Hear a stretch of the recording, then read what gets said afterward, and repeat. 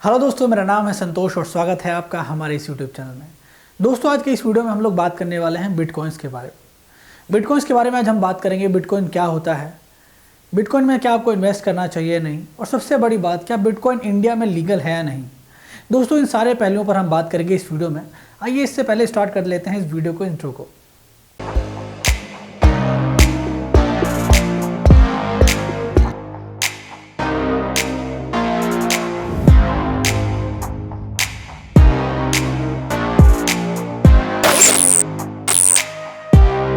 तो दोस्तों, इससे पहले कि हम बिटकॉइन के बारे में जानें, आइए उसकी हिस्ट्री के बारे में थोड़ा सा जान लेते हैं।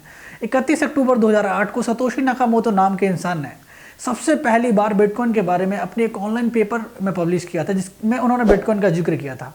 दोस्तों, सतोशी नाकामोटो क्या चाहते थे, वो जो ऑनलाइन ट्रांजेक्शन्स होती हैं उनको हमेशा के लिए वो बदल देना चाहते थे। दोस्तों, मान लीजिए अभी क्या होता है नॉर्मली, जैसे कि अभी आप अपने किसी दोस्त को पैसा ट्रांसफ़र करना चाहते हैं, जो कि मान लीजिए किसी दूसरी कंट्री यूएसए में रहता है, तो नॉर्मली आप क्या करेंगे, अपने बैंक के पास जाएंगे, वहाँ से आप पैसा ट्रांसफ़र करेंगे अपने दोस्त के अकाउंट में, और आपका दोस्त यूएसए से अपनी बैंक से पैसा विड्रॉ कर सकता है। दोस्तों, यहाँ पर आप देखेंगे कि जो दो बैंक्स होती हैं, आप इंडिया से पैसा ट्रांसफ़र करेंगे एक बैंक के थ्रू, फिर आपका दोस्त वहाँ पर पैसा विड्रॉ करेगा एक बैंक के थ्रू, तो वो अपनी बैंक के थ्रू पैसा विड्रॉ करेगा। बीच में जो आपको सर्विस देती हैं बैंक्स, वो आपसे कुछ पैसा एज ए ट्रांजेक्शन मनी ले लेती हैं। दोस्तों, सतोशी नाकामोटो क्या करना चाहते थे, वो इसी चीज़ को बिल्कुल ख़त्म कर देना चाहते थे। वो चाहते थे यूज़र्स टू यूज़र के बीच में एक पीयर टू पीयर कनेक्शन हो, जहाँ पे वो बैंक्स को बिल्कुल हटा देना चाहते थे ऑनलाइन ट्रांजैक्शंस के मामले में। दोस्तों, ये बहुत ही एक रेवोल्यूशनरी विचार था उनका अपने आप में ही।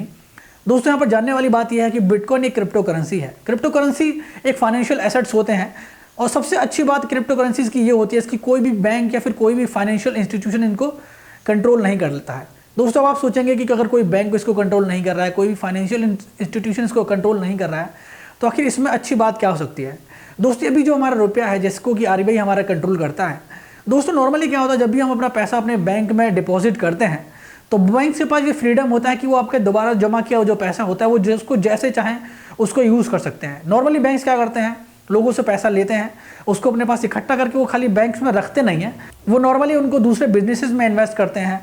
अक्सर वो क्या करते हैं, किसी बड़े बड़े बिजनेसमैन को लोन देते हैं, और उनसे जो भी इंटरेस्ट मिलता है उससे बैंक्स की कमाई होती है।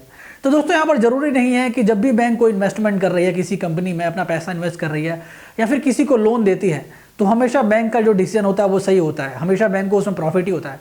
कभी कभी अक्सर क्या होता है, कुछ बैड एनपीए बन जाते हैं या फिर कुछ बैड लोन बन जाते हैं, जिनको कि बैंक रिकवर नहीं कर पाती है। उस केसेस में क्या होता है, जो आम इंसान जिसका पैसा बैंक में जमा होता है वो डूब जाता है। दोस्तों, अगर यहाँ पे हम बात करें पिछले कुछ 16 महीने की, 3 बड़े बड़े फाइनेंशियल इंस्टीट्यूशन खाली अपने बैड लोन और बैड एनपीए की वजह से ही बर्बाद हो चुके हैं, जिनमें है yes bank, Lakshmi Vilas bank और पीएमसी बैंक। दोस्तों, इनका खाली कसूर इतना था कि इन्होंने अपना जो लोन था कुछ ऐसे लोगों को दे दिया जहाँ से उनको रिकवर कर पाना बहुत मुश्किल हो गया, जिसमें से जो गरीब इंसान जिनका लोगों का पैसा इस बैंक में डिपॉजिट था, वो पूरी तरीके से फंस के रह गए। दोस्तों, ऐसा नहीं कि ये लोग जो गरीब लोग हैं जिनका पैसा इनमें बैंकों में फंस गया है, वो कभी भी निकाल नहीं पाएंगे। हाँ, हालांकि वो पैसे निकाल पाएंगे, पर कुछ समय के बाद निकाल पाएंगे। तो दोस्तों, यहाँ पर जरूरी नहीं है कि बैंक्स के लिए हुए डिसीजन ही आम आदमी का पैसा फंसा देते हैं, जिसकी वजह से आम आदमी को दिक्कत होती है। कभी कभी अक्सर ऐसा भी होता है कि जो कुछ गवर्नमेंट के द्वारा लिए हुए डिसीजंस होते हैं, उसकी वजह से भी आम आदमी को काफ़ी नुकसान उठाना पड़ता है अपने फाइनेंशियल एसेट्स को लेकर। जैसे कि अगर दोस्तों यहाँ पर आपको याद होगा 2016 में की गई नोटबंदी, जिसकी वजह से 500 और 1000 की जो करेंसी थी वो ख़त्म कर दी गई थी, जिससे कि 86% जो करेंसी थी, नोट थे, वो पूरी तरीके से बेकार हो गए थे, बर्बाद हो गए थे। दोस्तों, उस समय की मुझे यहाँ पे याद दिलाने की ज़रूरत नहीं है। काफ़ी लोग भूख से मर गए थे, जो कि पैसा उनका बैंक में होते होते वो निकाल नहीं पाए थे।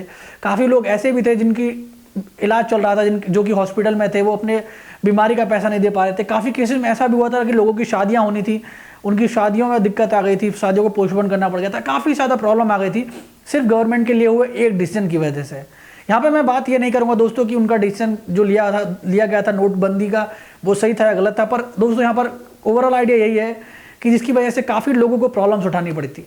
तो दोस्तों, वो लोग जो इन सब चीज़ों के फेवर में नहीं होते हैं, डेफिनेटली उनकी लाइफ में बिटकॉइन एक बहुत बड़ा रोल प्ले कर सकता है, उनको काफ़ी ज़्यादा फायदा पहुंचा सकता है बिटकॉइन। तो दोस्तों, यहाँ पर बहुत इंपॉर्टेंट सवाल आता है कि बिटकॉइन ये क्रिप्टो करेंसीज काम कैसे करती हैं। तो दोस्तों, बिटकॉइन में जितनी भी ट्रांजैक्शंस हो रही होती हैं, उन सभी ट्रांजैक्शंस का एक कॉमन अकाउंट होता है, जिसको कि हम लेजर भी कहते हैं। दोस्तों, इस लेजर की कॉपी उन सभी सिस्टम्स में अवेलेबल होती है जो कि बिटकॉइन सिस्टम का हिस्सा होते हैं। इन सिस्टम्स को चलाने वाले लोगों को ही हम माइनर्स कहते हैं। दोस्तों माइनर्स का बैकग्राउंड में काम क्या हो रहा होता है, जो भी ट्रांजेक्शन एक किसी पर्सन दूसरे पर्सन के अकाउंट में बिटकॉइन सेंड करता है, जो माइनर्स बैठ कर क्या कर रहे होते हैं, उन ट्रांजेक्शन्स को वो वेरीफाई कर रहे होते हैं। उन ट्रांजेक्शन्स को वेरीफाई करने के लिए माइनर्स को एक खास किस्म की मैथमेटिकल प्रॉब्लम्स को सॉल्व करना होता है। काफ़ी कॉम्प्लेक्स प्रॉब्लम्स होती हैं, उनको सॉल्व करना होता है। अब आपके मन में ये सवाल अगर आ रहा है कि उन प्रॉब्लम्स को सॉल्व करने के लिए माइनर्स कॉपी पेंसिल लेकर बैठे होंगे और बैकग्राउंड में कहीं बैठकर किसी कंट्री में सॉल्व कर रहे होंगे, तो दोस्तों ऐसा बिल्कुल भी नहीं होता है। नॉर्मली ये बहुत ही हाई एंड सिस्टम्स का यूज़ किया जाता है इन प्रॉब्लम्स को सॉल्व करने के लिए। उनमें एक खास किस्म का सॉफ्टवेयर रहता है जिसको कि बिटकॉइन माइनिंग सॉफ्टवेयर भी हम कहते हैं, और वो बैकग्राउंड में काम करते रहता है और ऑटोमेटिकली जो मैथ की जो कंप्यूटेशनल प्रॉब्लम्स होती हैं उनको सॉल्व करता रहता है, और वो जो ट्रांजेक्शन होती हैं वो बैकग्राउंड में वेरीफाई होती रहती हैं। इसके लिए आपको अपने सिस्टम को चला कर रखना होता है, और जो माइनर्स होते हैं उनको बदले में क्या मिल रहा होता है, उनको सबसे कीमती चीज़ जो मिल रही होती है वो बिटकॉइन मिल रहा होता है किसी भी ट्रांजेक्शन को वेरीफाई करने के लिए। दोस्तों जो भी पर्सन एक पर्सन से दूसरे पर्सन के अकाउंट में पैसा ट्रांसफर करता है या फिर बिटकॉइन ट्रांसफर करता है, तो उन बिटकॉइंस को होल्ड करने के लिए खास किस्म के वॉलेट की जरूरत होती है। उन वॉलेट को हम बिटकॉइन वॉलेट भी कहते हैं। दोस्तों हर बिटकॉइन वॉलेट का एक अपना खास किस्म का एड्रेस होता है जिसको कि आप बिटकॉइन एड्रेस कहते हैं। जब भी कोई ट्रांजेक्शन सक्सेसफुली वेरीफाई हो जाती है तो वो एक ब्लॉक में स्टोर हो जाती है, और वो ब्लॉक पिछली ट्रांजेक्शन के साथ लिंक हो जाता है एक चेन में। दोस्तों यही रीज़न है कि इस टेक्नोलॉजी को हम लोग ब्लॉकचेन टेक्नोलॉजी के नाम से भी जानते हैं। तो दोस्तों अब आ जाते हैं अपने सबसे ज़रूरी सवाल पर कि क्या इंडिया में बिटकॉइंस लीगल है या नहीं। तो दोस्तों इसका सिंपल सा जवाब है कि बिटकॉइन इंडिया में कोई लीगल टेंडर नहीं है, और इसको आरबीआई ने अपने बैंकिंग इकोसिस्टम से पूरी तरीके से कट ऑफ करके रखा हुआ है। तो दोस्तों इसका मतलब ये है, सिंपली अगर शब्दों में मैं आपको समझाऊं तो, कि आप जितनी भी बैंकिंग कोई भी ट्रांजेक्शन्स होती हैं उनमें कोई भी बिटकॉइन लेन देन करके आप पैसा इधर उधर ट्रांसफर नहीं कर सकते हैं। इसका मतलब ये है कि आप अपने बैंक के पास जाकर ये नहीं कह सकते हैं कि मेरे अकाउंट में इतने बिटकॉइन है, आप इनको ले लीजिए, बदले मुझे इतना पैसा वापस दे दीजिए, या फिर आप कोई भी अपना बिटकॉइन किसी परचून की दुकान पर नहीं बेच सकते हैं। तो दोस्तों एक बिटकॉइन एक लीगल टेंडर नहीं है। दोस्तों इसको एक दूसरे एग्जांपल से भी आप समझ सकते हैं कि मान लीजिए आपके पास 1,00,000 रुपए के शेयर पड़े हुए हैं, तो इसका मतलब ये नहीं कि आप किसी किराना दुकान पर जाकर कहेंगे कि मुझे 1 किलो तेल दे दीजिए और बदले में मेरे से कुछ शेयर ले लीजिए, 1 किलो तेल के बराबर शेयर ले लीजिए, इसके प्राइस के बराबर। तो जो शेयर हैं वो भी एक लीगल टेंडर नहीं है। इसी तरीके से बिटकॉइंस भी इंडिया में लीगल टेंडर नहीं है। ये किसी भी बैंकिंग इकोसिस्टम का हिस्सा नहीं है। बैंक्स में कोई भी ट्रांजेक्शन्स होती हैं वहाँ पर जो भी, जैसे कि आप रुपये को INR में यहाँ पर हम डिनोट करते हैं, तो जो भी बिटकॉइंस में ट्रांजैक्शंस होती हैं वहाँ पे आप INR में वहाँ पर उसको नहीं देखेंगे। हाँ, अगर आप बिटकॉइंस को परचेज करके अपने बिटकॉइन वॉलेट में स्टोर करके रखना चाहते हैं तो बिल्कुल आप बेशक उसको रख सकते हैं। पर दोस्तों मैं यहाँ पर बताना चाहूँगा, हाल ही में ये भी सुनने में आ रहा है कि जो इंडियन गवर्नमेंट है, बिटकॉइन जो जितनी भी क्रिप्टो करेंसीज हैं उनको उन पर एक बैन इम्पोज करना चाहती हैं, और बदले में इंडिया एक अपनी खुद की अलग क्रिप्टो करेंसी लॉन्च करना चाहता है। दोस्तों ये एक बहुत ही अलग तरीके का स्टेप है, और ये कोई कंफर्म खबर नहीं है। मैं इसके बारे में कोई टिप्पणी करके नहीं बताना चाहूँगा कि कंफर्म है। ऐसी मैंने काफ़ी रूमर्स सुनी है इंटरनेट पर, अगर आप जाएंगे तो आपको भी काफ़ी सारी ऐसी रूमर्स सुनने को मिलेंगी। तो इसके बारे में आप अपनी तरफ से एक बार क्रॉस चेक करके वेरीफाई कर लीजिएगा। पर हाँ, बिटकॉइन आप परचेज करके अपने अकाउंट में रख सकते हैं, इसमें कोई भी प्रॉब्लम आपको नहीं आएगी। पर मैं आपको एक चीज़ और बताना चाहूँगा कि दोस्तों बिटकॉइन का जो मार्केट है वो बहुत ही वॉलेटाइल मार्केट है। इसका मार्केट कब ऊपर चला जाता है, कब नीचे चला जाता है, इसके बारे में कोई भी कुछ नहीं कह सकता है। दोस्तों अगर पिछले कुछ 1 साल की ही बात करूं तो 140% से भी ज़्यादा बिटकॉइन ने रिटर्न दिया है, यानी कि 140% से भी ज़्यादा बिटकॉइन में उछाल आया। दोस्तों यहाँ पर मैं आपको एक चीज़ और ध्यान दिलाना चाहूँगा कि 2004 में भी बिटकॉइन में कुछ ऐसा ही उछाल आया था एक समय पर। उसके बाद अचानक से बिटकॉइन के प्राइसेस में बहुत तेज़ी से गिरावट आ गई, और काफ़ी लोगों ने जो पैसा इन्वेस्ट कर रखा था उनका पैसा एक लंबे टाइम तक के लिए फंस गया, और अचानक लॉकडाउन से पहले दोबारा से बिटकॉइन में एक बड़ी उछाल देखने को मिली। तो ये एक बहुत ही वॉलेटाइल मार्केट है, इसमें बहुत तेज़ी से लोग इन्वेस्ट करते हैं, बहुत तेज़ी से लोग पैसा बनाकर निकल भी जाते हैं।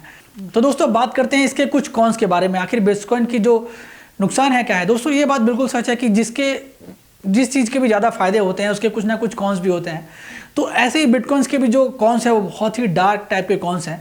तो सबसे पहला ये कि जो बिटकॉइन में जो भी ट्रांजेक्शन्स होती हैं उनका एक ट्रैक रिकॉर्ड रख पाना बहुत ही मुश्किल होता है। उनका कोई ट्रैक रिकॉर्ड रख ही नहीं सकता एक्चुअली में।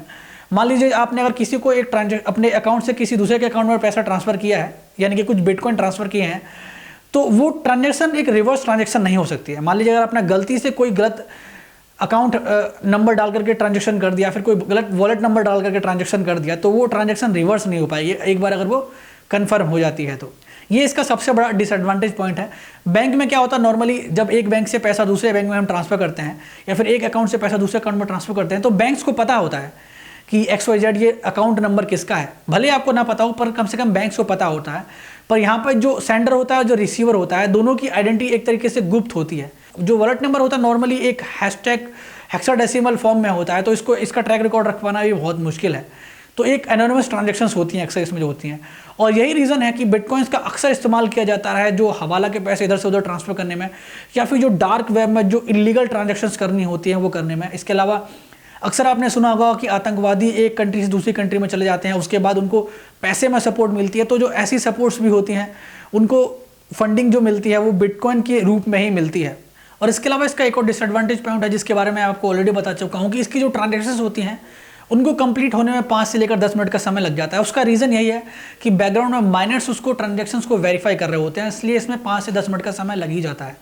अब दोस्तों क्योंकि बिटकॉइन या फिर क्रिप्टो करेंसीज अपने आप में ही एक बहुत ही कैची वर्ड है, जब भी लोग क्रिप्टो करेंसी सुनते हैं लोगों को दिमाग में स्ट्राइक करता है बिटकॉइन। बिटकॉइन का मतलब है कि पैसा आपने लगाया और आपका पैसा कुछ समय बाद 2 गुना, 4 गुना, 6 गुना हो जाएगा, यानी कि एक बिटकॉइन की कीमत लगभग 48,000 डॉलर के आसपास, यानी कि लोगों के माइंड में सीधे पैसा घूमने लगता है। तो दोस्तों बिटकॉइन या फिर क्रिप्टो करेंसीज के नाम पर इंडिया में अक्सर ऐसे बहुत सारे स्कैम हो रहे हैं। ऑनलाइन तमाम ऐसी वेबसाइट भरी पड़ी हैं जहाँ पर जो कि दावा करती हैं कि आप बिटकॉइन में पैसा इन्वेस्ट कीजिए, आइए हमारे पास आप बिटकॉइन परचेज कीजिए। तो ऐसी फेक वेबसाइट से आप जरूर बचिए अगर आप भविष्य में बिटकॉइन में इन्वेस्ट करना चाहते हैं। तो इस समय आपको बताना चाहूँगा कि बिटकॉइन का मार्केट ऑलरेडी अपने बहुत ही पीक पर चल रहा है। लगभग 48,000 डॉलर एक बिटकॉइन की प्राइस हो चुका है, जो कि अपने आप में ही बहुत हाई प्राइस है। तो डेफिनेटली आप बिटकॉइन परचेज करना चाहें, अगर $100 के भी परचेज करना चाहें तो वो भी परचेज कर सकते हैं। बिटकॉइंस को यहाँ पे कुछ ब्रेक करके भी परचेज कर सकते हैं, पर इसका जो मार्केट होता है बहुत ही ज़्यादा वॉलेटाइल होता है। काफ़ी ज़्यादा मार्केट में फ्रॉड भी कंपनियां हैं जो कि आपके साथ फ्रॉड करने के लिए हमेशा एकदम तैयार बैठी हैं। इन्हीं में से एक बहुत ही बड़े फ्रॉड के बारे में आपको बताना चाहूँगा, अमित भारद्वाज का फ्रॉड। इसके बारे में दोस्तों आप गूगल पर सर्च करके अपनी तरफ से एक बार पढ़िएगा। लगभग 2,000 करोड़ से भी ज़्यादा रुपए का इसने इंडियन लोगों के साथ फ्रॉड किया है, जिसमें कहा गया था कि इनके जो माइनिंग सेंटर्स हैं वो चाइना में बने हुए हैं, अगर आप कोई भी ट्रांजेक्शन करते हैं तो चाइना में आपकी जो ट्रांजेक्शन होंगी वेरीफाई होंगी। ऐसे करके इन्होंने बहुत लोगों के साथ पैसे का बहुत बड़ा, ये बिटकॉइन का एक बहुत ही क्रिप्टो करेंसी के नाम पे बहुत बड़ा स्कैम करके बैठ चुके हैं। इसके अलावा दोस्तों यहाँ पर एक डिसएडवांटेज ये भी है कि क्रिप्टो करेंसीज क्योंकि इतनी ज़्यादा पॉपुलर हो रही हैं तो कोई भी चाहे अपनी फेक वेबसाइट बनाकर अपनी एक क्रिप्टो करेंसी लॉन्च कर सकता है। अब दोस्तों अगर गूगल पर ही सर्च करेंगे तो आपको ऐसी 85 वेबसाइट मिल जाएंगी जो कि दावा करेंगे कि आप उनके पास जाकर के बिटकॉइन परचेज कर सकते हैं, उनके पास बिटकॉइन में इन्वेस्ट करके अपना पैसा रख सकते हैं। तो ऐसी काफ़ी सारी फ्रॉड वेबसाइट्स भी हैं जो कि अपना एक वॉलेट बनाकर भी आपको दे देंगी, जिसमें लूप लगाकर आपको दिखाएंगे कि आप डेली $2 कमा रहे हैं या फिर डेली $5 कमा रहे हैं। तो ऐसी स्कैम्स वाली वेबसाइट से ही बचिए दोस्तों। इसके अलावा इस वीडियो में इतना ही। आशा करता हूँ कि इस वीडियो में जो दी गई जानकारी है आपको अच्छी लगी होगी। अगर आपको ये वीडियो पसंद आया तो इसको लाइक कीजिए, अपने दोस्तों के साथ भी आप इसको शेयर कीजिए। Thank you for watching guys, this is your host Santosh signing off. Have a good day, bye bye.